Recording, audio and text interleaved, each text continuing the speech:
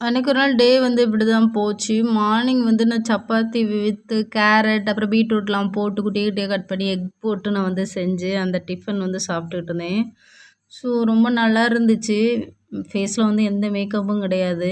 அதுக்கப்புறம் வந்து நம்ம வீடெல்லாம் ஃபுல்லா கிளீன் பண்ணேன் அன்னைக்கு ஒட்டற அடிச்சு. ஊருக்கு போயிருந்ததுனால நெறைய ஒட்டற சேர்ந்துடுச்சு. ஸோ அதெல்லாம் அடிச்சு நீட்டா கிளீன் பண்ணி, அப்படியே இது வந்து பெட்ரூமு. ஆனா நான் அத ஹாலா மாத்தியிருக்கேன். என்னுடைய ஹால் தான் நான் பெட்ரூமா யூஸ் பண்ணிட்டுருக்கேன்.